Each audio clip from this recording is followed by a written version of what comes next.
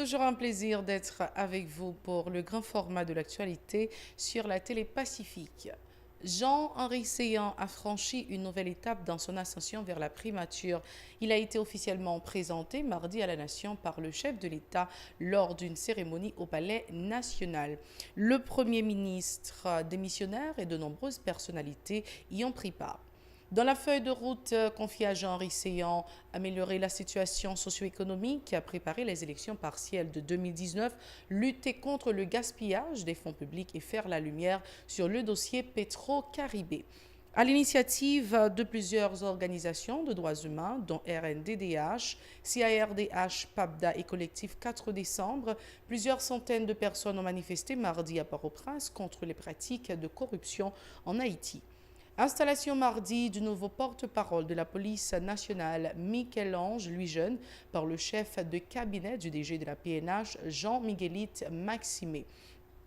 Ce 7 août ramène la commémoration de la Journée internationale de l'éducation, l'occasion pour les citoyens de la capitale de plaider en faveur de l'amélioration de la qualité de l'éducation dans le pays. Restez branchés, les détails c'est tout de suite.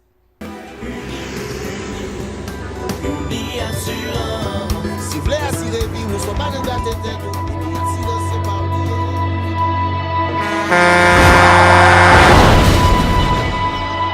En général, moun pa reme prend assurance. Yo considéré que son l'argent yo jeté. Et pourtant, l'argent assurance te doué dans budget ou à côté l'argent kayak l'argent manger. Li là pour les deux traverser un mauvais pas. Gardez tout à côté. Ou ouais comment gros problème qu'on entre sur le monde sans attendre. Mandez Dieu pardon, ça arrive au tout. Une assurance dit ou précaution pas capon. Les mal arrivés, les faux amis flair saison a fait comme si on pas de jambe connaît. Une assurance après rétaver au pour le jour, continuer vivre la vie quitter ce course là dans main nous. Une assurance. Vivez en toute assurance. Merci d'être encore avec nous. Vous êtes en train de suivre Info Pacifique, le développement. Ouvrons ce journal avec la page météo. En effet, Haïti attend sa 23e onde tropicale localisée au niveau du canal du Vent, selon la prévisionniste Chrisnet Saint-Georges. Des orages sont notamment prévus pour plusieurs départements géographiques du pays, dont le centre, l'ouest et la Grand'Anse, a précisé Mme Saint-Georges, qui était au téléphone avec Naïma Michel. Nous avons 23e onde tropicale saison 1 qui est même retrouvé dans le canal du Vent et c'est lui-même qui domine la situation météo dans la parlé là dans Grande Antilles. Ça qui peut faciliter l'activité faible modérée dans certains coins dans le département pays d'Haïti, c'est surtout le département centre, la Tibonite et Grand'Anse, et ça ne pas oublier quelques côtés à l'ouest avec le sud pays. Pour Port-au-Prince, la zone qui entoure nous, c'est même quatre figurants, qui ont tant qu'il y a soleil, il y a des nuages qui ont développé. Avec des nuages encore poissonnés, la température est élevée jusqu'à 36 degrés Celsius, n'importe où, surtout 36 degrés Celsius, la première nuit à 23, 24 jusqu'à 25 degrés Celsius. Pour la mer, nous avons des voiliers aux précautions, zone côtière nord, gonflagonnage et surtout, mitteur la mer, zone côtière sud. Soleil là, il a couché à 7h30 pour le lever de matin à 6h28. Le président de la République, Jovenel Moïse, a officiellement présenté mardi à la Nation le nouveau Premier ministre Jean-Henri Séan. Le Premier ministre démissionnaire Jacques-Guy Lafontaine et plusieurs personnalités ont pris part à la cérémonie au Palais national. Le chef de l'État a indiqué avoir fait ce choix en consultation avec les présidents des deux branches du Parlement pour promouvoir l'unité dans le pays. Jovenel Moïse a insisté sur les défis majeurs qui attendent de la prochaine équipe gouvernementale, dont l'organisation des élections partielles de 2019, l'amélioration de la situation socio-économique du pays, notamment dans les quartiers défavorisés. Ces propos recueillis par Jean-Marc Sondorcé et Riguer Noël. Nommé M. Jean-Henri Séan Premier ministre. Monsieur le Premier ministre nommé, j'ai décidé de votre nomination à un moment crucial de votre vie de peuple. Je vous remercie de vous mettre à la disposition de la nation. Les problèmes sociaux et économiques auxquels vous devez vous atteler sont immenses. Pour y faire face, il faut une gouvernance inclusive.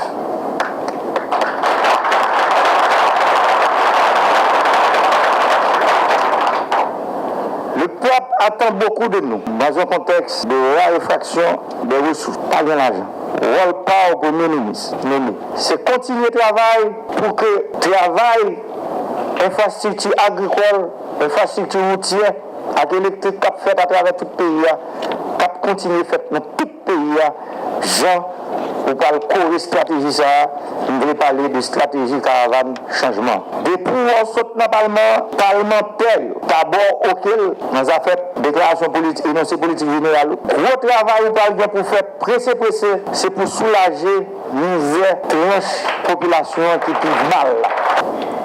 À côté de tout ça, me dit, gros aucune chaîne de responsabilité qu'on gagne pour le Premier ministre nommé. Mon nom pour qu'on deviner ça. Mais songez, je fait campagne, je dit, la stabilité politique est le premier des biens publics. Je dis, il n'y a pas de stabilité politique sans un pays qui a alternance politique. Alternance politique, sont seuls gens qui ont fait. Au seul côté le fait, c'est l'élection. Un monde qui a besoin de prendre pouvoir dans le pays d'Haïti, je dis à mon seul côté qu'on a prendre pouvoir, c'est l'élection. Charles, Premier ministre, maintenant, c'est l'élection 2019. Octobre 2019, il faut qu'il y ait l'élection au pays. En outre, le président de la République exhorte son futur chef de gouvernement à s'attaquer à l'épineux dossier Petro-Caribé. Jean-Henri Séan devra permettre que la lumière soit faite autour de cette affaire afin que les vrais coupables soient punis par la loi, selon le chef de l'État. Il est toujours au micro de Jean-Marc Sondorce et Eric Garnouel. La loi, comme nous toujours dit, qui boussole nous, les gars étaient boussole. Dans le moment, ça, m'a dit tout gros dossier qui a mis suspicion sur le pays. Tant que dossier Petro-Caribé. M'a demandé pressé, depuis le Parlement fin vote sur politique générale pour la justice qui a créé lumière sur tout dossier. Ça. Et pour créer lumière sur la Cour supérieure des comptes fait travail. Parce que c'est pour nous clair, pour nous bailler institution, droit pour le travail, possibilité pour le travail. Parce que les bons dossiers nous précipités, nous voulons faire persécution politique en dedans, ils deviennent dangereux. Et pourtant, c'est un dossier qui est important. L'argent pas qu'à dépenser dans le pays, le peuple a besoin qu'on comment pour l'argent dépenser, et puis il y a des gens qui piquent devant. Il faut nous freiner. Pour nous connaître que dossier pour nous prendre jeunes de prendre, parce que les gens qui peuvent payer, pour innocent, pas venir payer pour coupable, pour les gens qui ne mangent pas, ce n'est pas les gens qui baillent. Autre dossier à l'initiative de plusieurs organisations de droits humains, dont RNDDH, CARDH, PAPDA et Collectif 4 décembre. Plusieurs centaines de personnes ont manifesté mardi à Port-au-Prince contre les pratiques de corruption en Haïti, notamment dans l'administration publique. Selon les militants de droits humains, la culture de la corruption constitue un sérieux blocage au développement du pays. Reportage Mario Sylvain et David Mercieuse.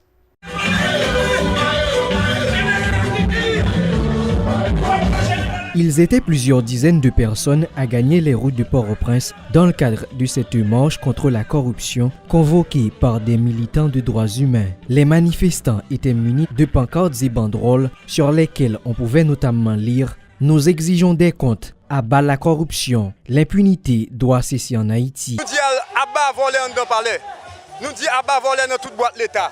Et puis nous disons à bas corruption. Il y a un pile secteur qui est présent dans une unité démocratique pour qu'on a dénoncé la corruption, on a dénoncé la manipulation, on a dénoncé le vagabondage. Et je pense que ça, c'est sous base de mobilisation pour nous commencer à reconstruire le pays. Nous trouvons dans le Carrefour, côté que ensemble de gros bourreaux, chaque doit être supérieur, ils viennent gargoter l'argent Petro-Caribé. Je ne dis pas, ils comprennent cette immense peuple-là qui peut payer la taxe. Démarré sur la place des Salines au Champ de Mars, la manif a parcouru plusieurs rues de la capitale pour se rendre devant les locaux du ministère de la Planification et de la Coopération externe à Bourdon. Selon les protestataires, le MPCE est l'un des hauts lieux du gaspillage des ressources de l'État.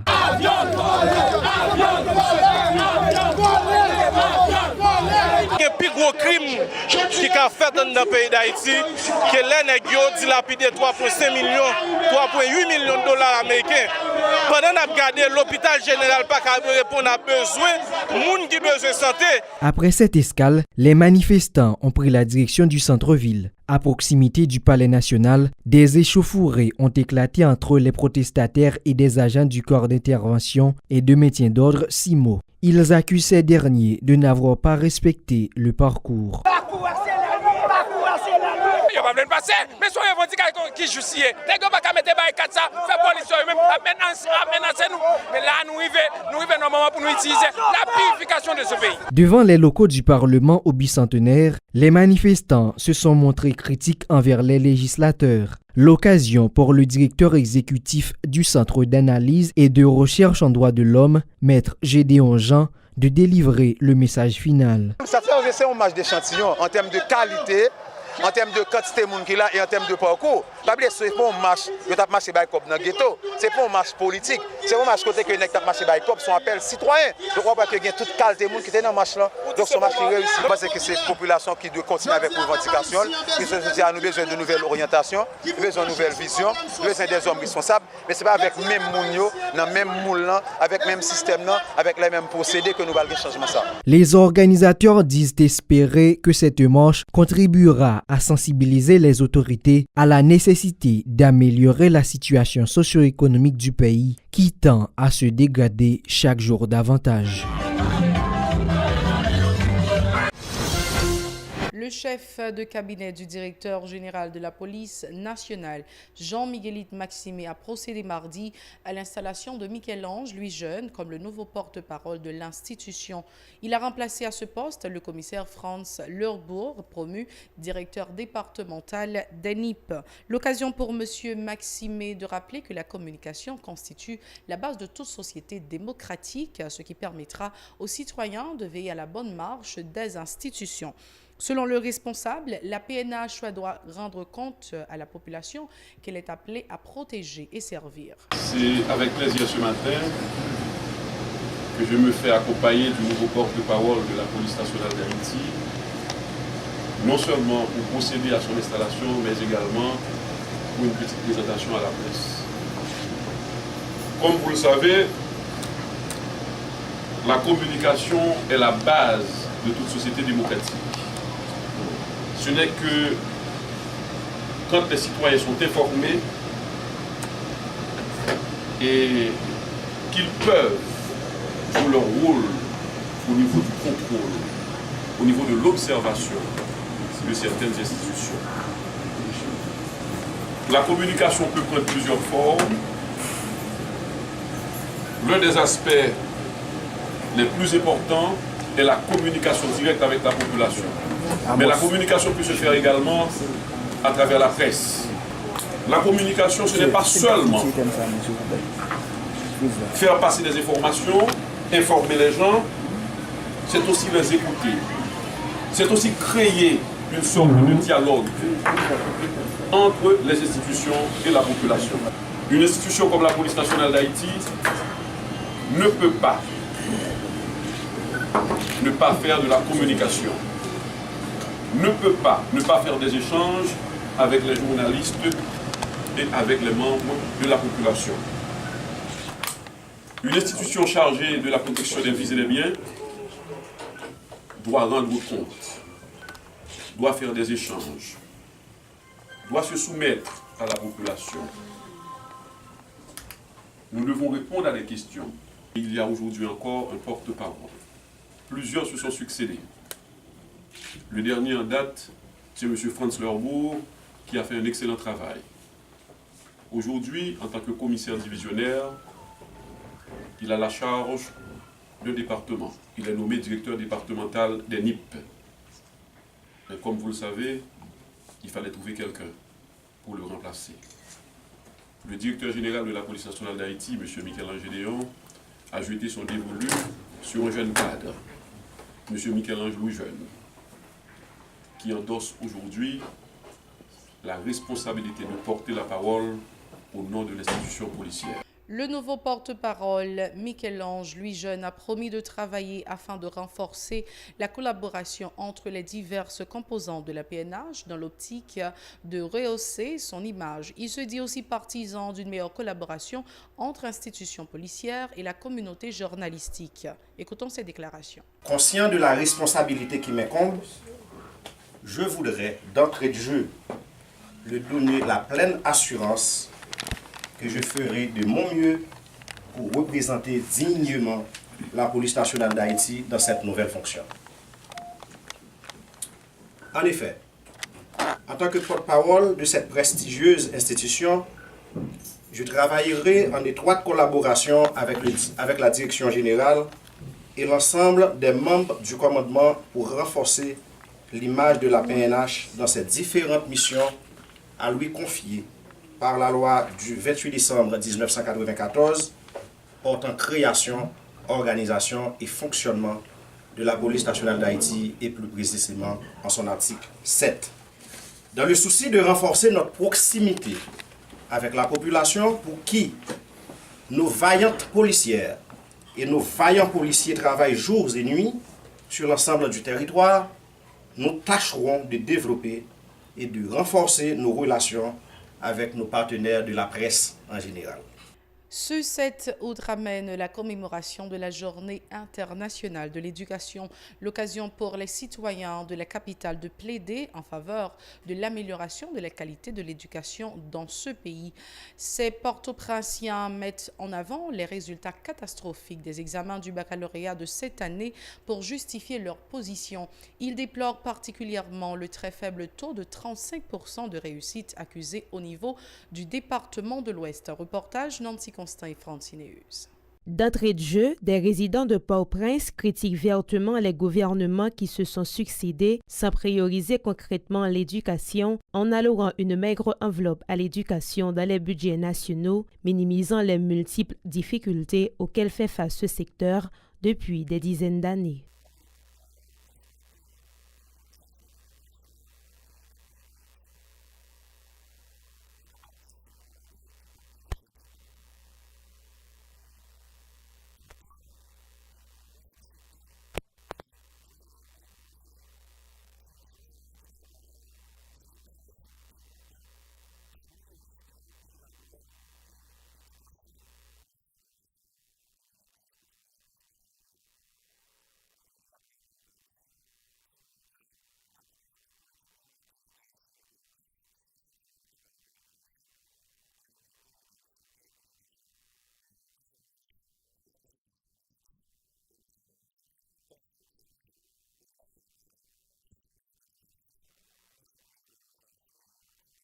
Il dénonce aussi un système éducatif regorgeant d'enseignants non qualifiés et incompétents embauchés grâce au clientélisme et aux accointances politiques.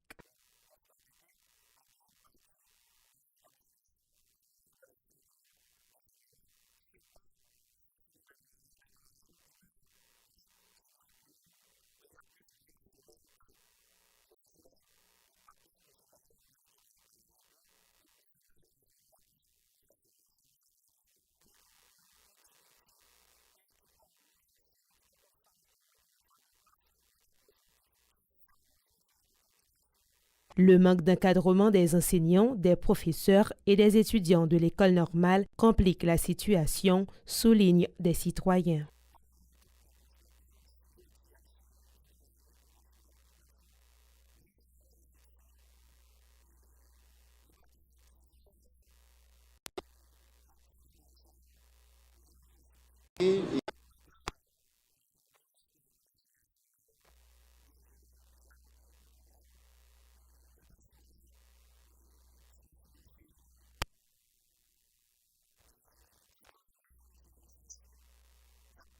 Vous mettez dans la salle de classe.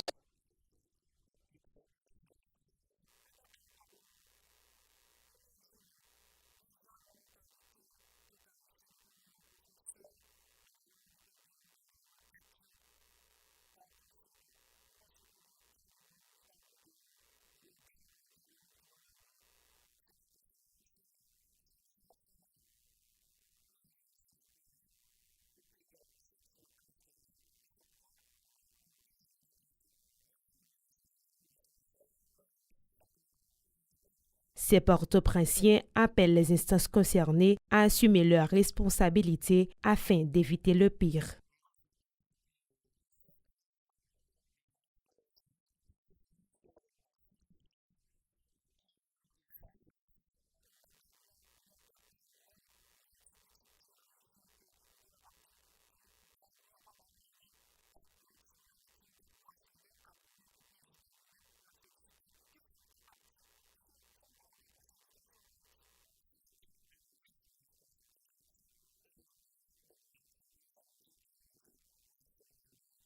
À l'instar de l'administration Martelly-Lamotte, celle de Jovenel Moïse et de Jacques-Guy Lafontaine dit placer l'éducation parmi ses priorités. Un choix qui semble encore loin de combler les attentes dans le secteur où les besoins sont innombrables.